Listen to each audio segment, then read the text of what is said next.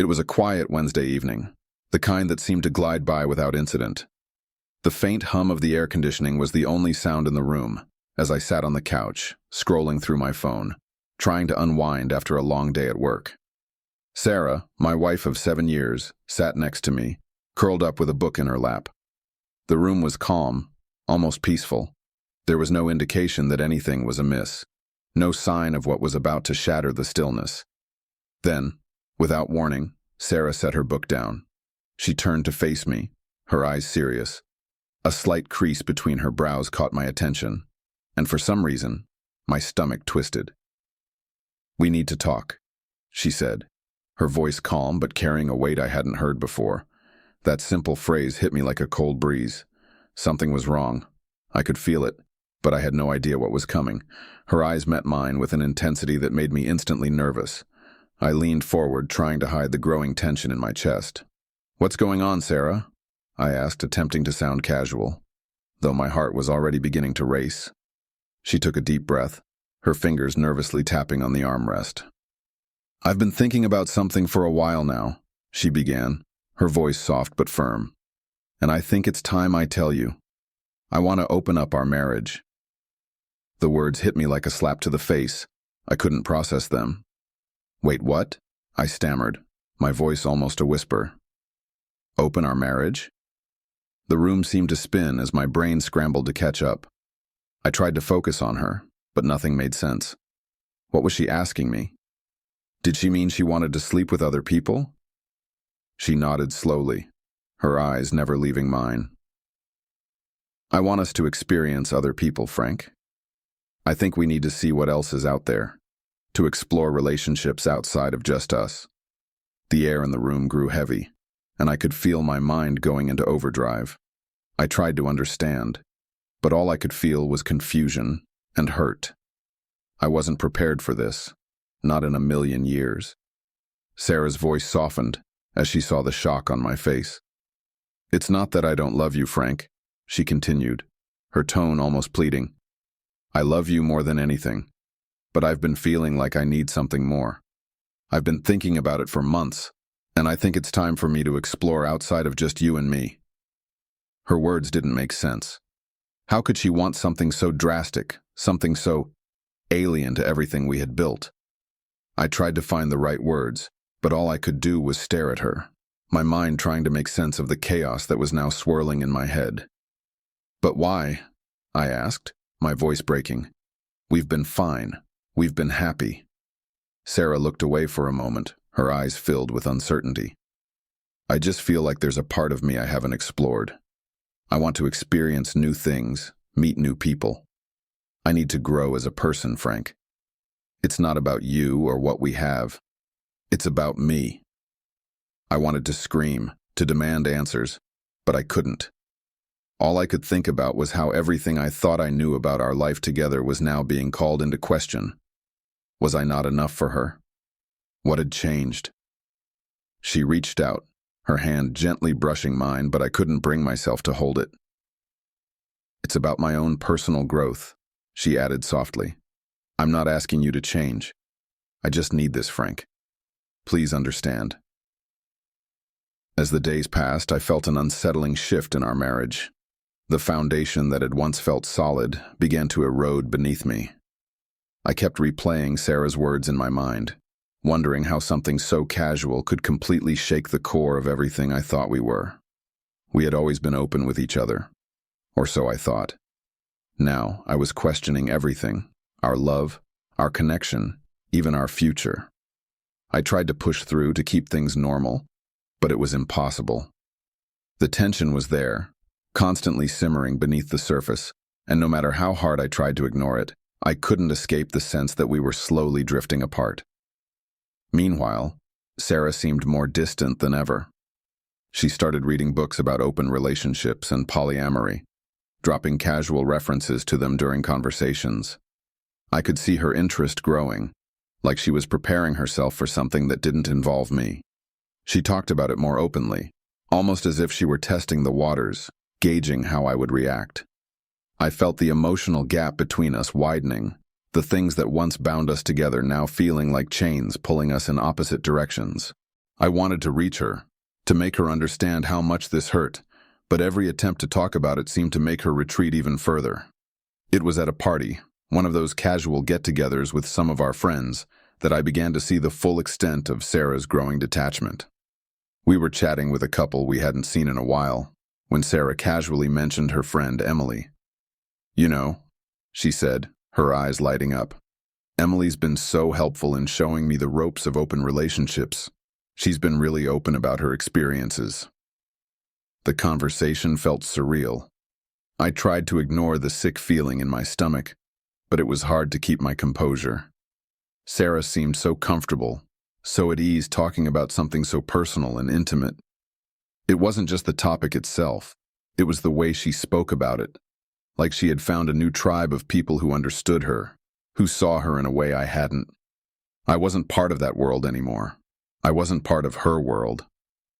As the night wore on, the more I watched Sarah interact with everyone, the more I felt like an outsider in my own life. Her eyes sparkled when she talked about Emily and other people in the open marriage community, and I realized that I wasn't just losing her emotionally. I was losing her in a way I hadn't fully understood before. My mind raced with the fear that maybe, just maybe, she was already slipping away from me, and I wasn't even noticing until it was too late.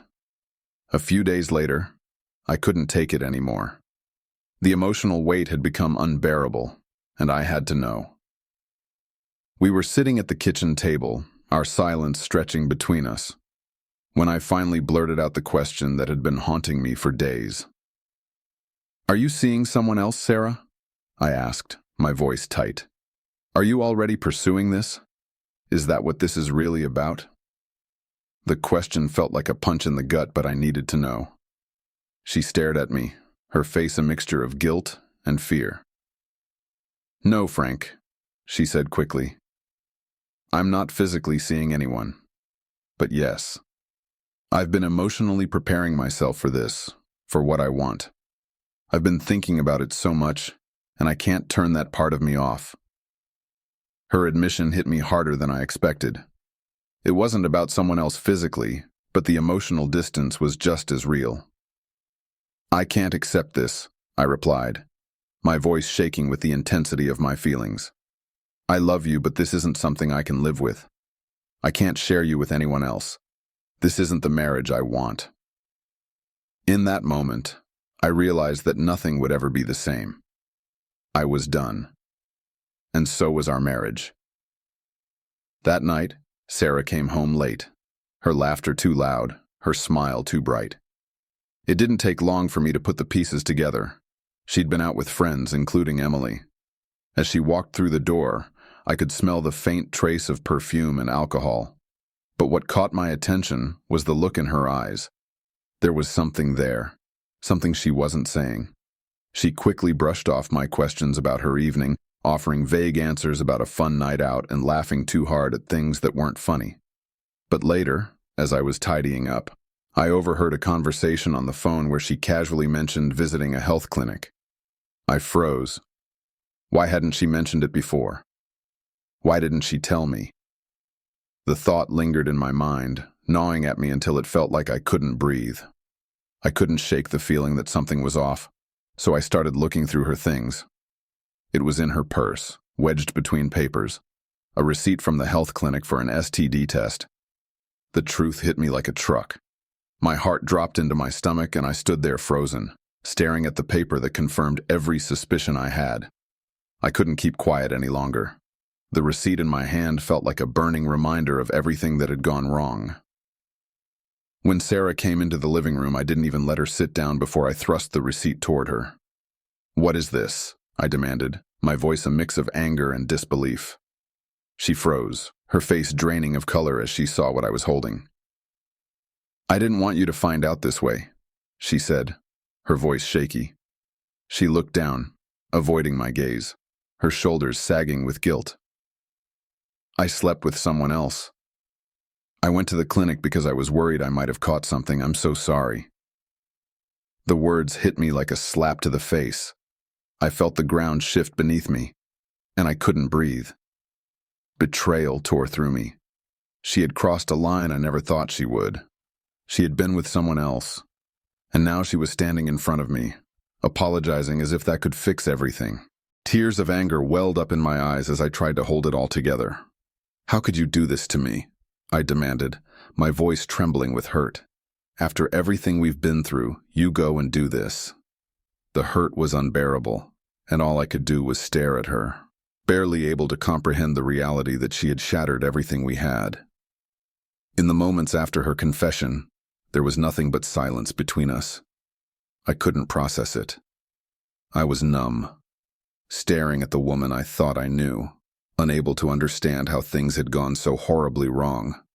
The room felt cold, even though it was warm, and I felt like I was drowning. I had no words, only pain. Sarah stood there, her eyes brimming with tears, trying to reach for me. "I'm so sorry," she whispered, her voice cracking. "I never meant to hurt you. I thought this was something I needed to feel whole again." Her apology felt hollow, like a bandage on a wound that would never heal. But there was no turning back. I could not unseen what I had learned, and the trust was gone. It was all too much. "I can't do this anymore," I said, my voice steady despite the chaos in my chest. "This marriage is over. I'm filing for divorce." It was the only decision that made sense. As much as it hurt, I knew I had to walk away, because the pain of staying would never stop. This chapter of my life was closed, and there was nothing left to do but move forward. Packing up my things felt surreal. Every shirt, every book, every memento that had once been a part of our shared life now felt like a weight. As I folded my clothes and carefully placed them into boxes, I could almost feel the emotional ties loosening one by one. It was harder than I thought to let go, but I knew I couldn't stay in that house any longer. It had become a place of pain and betrayal, a reminder of what had been shattered. This wasn't my home anymore. Filing for divorce was the hardest thing I'd ever done, but it was also the most necessary. I couldn't keep living in the past, clinging to a marriage that was broken beyond repair. I was ready to start over, to regain my peace. It wasn't easy, but I knew it was the only way forward. Sarah tried reaching out, sending messages and calling, but I had already made up my mind. I couldn't afford to get dragged back into the mess. It wasn't just about us anymore, it was about my future. A few days after I filed, Sarah came to me, her face filled with dread.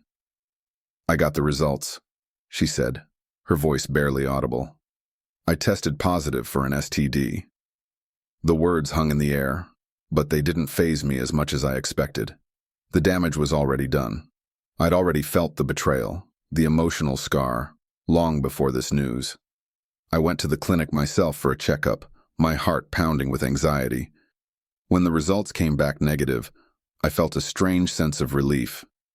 But that relief was hollow. The emotional damage had already taken root, and it couldn't be undone. The divorce was finalized soon after. It was painful, but it was also the closure I needed. Healing was a slow process. At first, it felt like the world was moving on without me, while I remained stuck in the past. But with each passing day, I focused on rebuilding my life, finding my peace, my purpose again. I spent time with friends, worked on myself, and allowed myself to grieve, but also to heal. As for Sarah, she moved away not long after the divorce was finalized. She needed to start fresh, to leave everything behind, and I realized that I was doing the same. We were both trying to find our way, but without each other. Eventually, I came to understand that letting go, no matter how painful, was necessary for my growth. There's no moving forward without leaving the past behind. I found peace in the knowledge that I could move on, rebuild, and find a renewed sense of purpose. The scars would always be there, but they would no longer define me.